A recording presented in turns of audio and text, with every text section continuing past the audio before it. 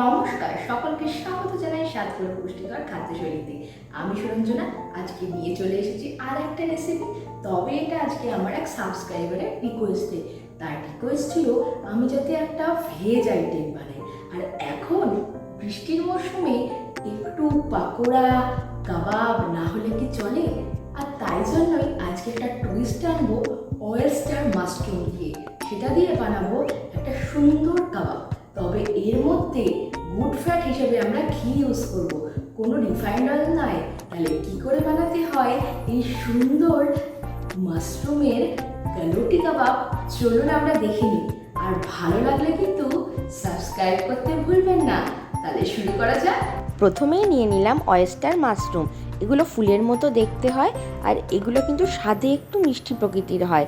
তবে এটা আপনারা বাটার মাশরুম দিয়েও করতে পারেন, কিন্তু আমি অয়েস্টার মাশরুম দিয়ে করেছি কারণ এই মাশরুমের টেস্টটা কিন্তু একটু ডিফারেন্ট, যেটা কিন্তু আপনার খেতে কিন্তু ভালো লাগবে অনেক বেশি বাটার মাশরুমের থেকে। কারণ বাটার মাশরুমের মধ্যে একটা নাটি ফ্লেভার থাকে, এটার মধ্যে কিন্তু নাটি এবং সুইটনেস দুটোই থাকে। ফুলের মতো এই অয়েস্টার মাশরুমগুলো কিন্তু পাহাড়ি এলাকায় বেশি দেখতে পাওয়া যায়। এই মাশরুমগুলোকে ছোট ছোট টুকরো করে আমি কেটে নিচ্ছি, যখন এইটাকে আমরা এর পেস্ট বানাবো যাতে কোনোভাবে মুখে আপনার না পড়ে, জিনিসটা যাতে একদম মিশে যেতে পারে, তাই জন্য ছোটো ছোটো টুকরো করে কেটে আমি আলাদা করে রেখে দিলাম। এরপর আমি কিন্তু একটা কড়াই নিয়ে নেব। কড়াইয়ের মধ্যে কিন্তু আমি একটু সামান্য পরিমাণ সাদা তেল মিশিয়ে দিলাম। আমি সয়াবিন তেল ইউজ করেছি। এর মধ্যেই আমরা পেঁয়াজ কুচি দিয়ে দিচ্ছি। পেঁয়াজ কুচিটা ভাজা ভাজা হলে এর মধ্যে কিন্তু আমরা একটু সামান্য জিঞ্জার পাউডার আর সামান্য একটু গার্লিক পাউডার দিয়ে দিলাম। এর জায়গায় আপনি আদা রসুন পেস্টও দিতে পারেন, তবে আমি এগুলো দিলাম যাতে ভালো করে মিশে যেতে পারে। এবার পরিমাণ মতো লবণ আর পরিমাণ মতো একটু গুড়ের গুঁড়ো দিয়ে দিলাম। আমি এখানে কখনোই সাদা চিনির ইউজ করিনি। পর এর মধ্যে টুকরো টুকরো করে রাখা অয়েস্টার মাশরুমগুলো মিশিয়ে নিয়ে ভালো করে কষিয়ে নিচ্ছি। তার সঙ্গে কিন্তু কিছু মশলা আমরা মিশিয়ে নেব। দিয়ে নিচ্ছি কিছু বাদামের গুঁড়ো, তারই সঙ্গে মিশিয়ে নিচ্ছি একটু করে অন্যান্য মশলা, যেমন আমরা দিয়ে দিচ্ছি শাহি গরম মশলা, তার সঙ্গে দিয়ে দিচ্ছি কিছু গোলমরিচের গুঁড়ো, কিছু জিরের গুঁড়ো আর তার সঙ্গে কিছু ধনের গুঁড়ো এবং সঙ্গে মিক্সার দিয়ে ভালো করে কিন্তু এই মাশরুমটার সঙ্গে মশলাগুলোকে কষিয়ে নিচ্ছি। এটা যখনই কষতে শুরু করবে না, মাশরুম থেকে কিন্তু জল ছাড়বে, তাই জন্য একটু কিন্তু জলো জলো হয়ে যাওয়ার সম্ভাবনা থাকে। এই জন্য যত ভালো করে কষিয়ে নেবেন এই জলটাও শুকিয়ে যাবে আর আপনার কিন্তু এই মিশ্রণটা খুব শুকনো শুকনো থাকবে। এরপর দেখুন আমি কিন্তু এই সমস্ত মিশ্রণকে একটা পাত্রে ঢেলে নিয়ে মিক্সার গ্রাইন্ডারে কিন্তু মিক্স করে নেব, যাতে এটা কিন্তু খুব ভালোভাবে মিশে যেতে পারে। আর যত মিহি হবে ততই এর টেস্ট কিন্তু খুলে বেরাবে। গালোটি শব্দের অর্থ হলো যেটা মুখে গিয়ে খুব সহজেই গলে যায় এবং আমাদের টেস্ট বাডসের সঙ্গে খুব সুন্দরভাবে মিশে যেতে পারে, সেই জন্যেই কিন্তু এরকম নামকরণ। আর এই কাবাবটা কিন্তু খুবই উপাদেয় বস্তু দিয়ে তৈরি, যা আমাদের শরীরের জন্য খুবই ভালো। কারণ এই যে মাশরুম আমরা ইউজ করছি এর মধ্যে প্রচুর পরিমাণে কিন্তু পটাশিয়াম ম্যাগনেসিয়াম কিন্তু থাকে, যা আমরা কিন্তু অন্যান্য খাবার থেকে পাই না। আর যেটা সবচেয়ে ইম্পর্টেন্ট, এই মাশরুমের মধ্যেই কিন্তু সামান্য পরিমাণ ভিটামিন ডিও থাকে, যেটা কিন্তু আমরা সচরাচর সূর্য রশ্মি ছাড়া অন্য কোনো কিছুর মধ্যে থেকে পাই না। আর এই যে আমরা কাবাবের যে মিশ্রণটা দেখুন, এবার আমরা কিন্তু চামচ দিয়ে বের করে নিচ্ছি, কারণ এই মিশ্রণটা কিন্তু খুব মিহি হয়ে যাওয়ার জন্য ভেতরে কিন্তু লেগে গেছে। আমরা যত ভালো করে এটাকে বের করে নেব তত কিন্তু ওয়েস্টেজও কম হবে।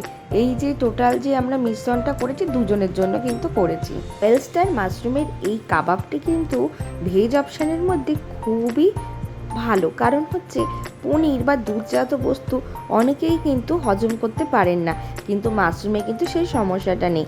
দেখুন কড়াইয়ের মধ্যে কিছু পেঁয়াজ বাটা আর লঙ্কা বাটা আগে থেকে করে রেখেছিলাম, মিশিয়ে দিয়ে পরিমাণ মতো কিন্তু মিষ্টি আর পরিমাণ মতো কিন্তু আমরা একটু লবণ দিয়ে নিচ্ছি। তো এর মধ্যে মিশিয়ে নিচ্ছে কিন্তু আমরা শাহি গরম মশলা, যেটা কিন্তু আমরা আগেও মিশিয়েছি।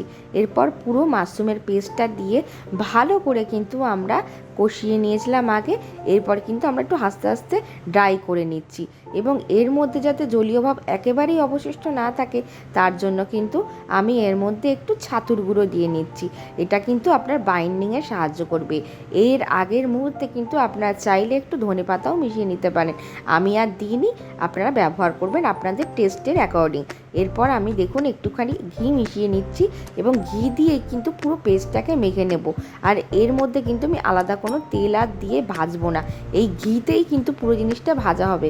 এবার হাতের মধ্যে দেখুন আমি কিন্তু ঘিটা মাখিয়ে নিচ্ছি, যাতে এটা গড়ার সময় যাতে আমার হাতে লেগে না যায়, কারণ এটা খুবই নরম হয় আর এটা ভেঙে যাওয়ার সম্ভাবনা থাকে, তাই খুব আস্তে আস্তে এটাকে গড়তে হবে। কাবাব হলেও এটা কিন্তু অন্যান্য কাবাবের থেকে কিন্তু ডিফারেন্ট হয়।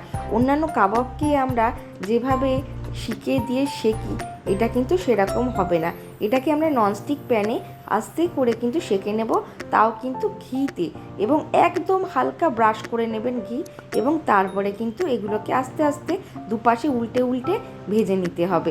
প্যানের সাথে যাতে লেগে না যায় আর যাতে পুড়ে না যায়, সেটা কিন্তু আমাদের বারবার উল্টে উল্টে দেখে নিতে হবে।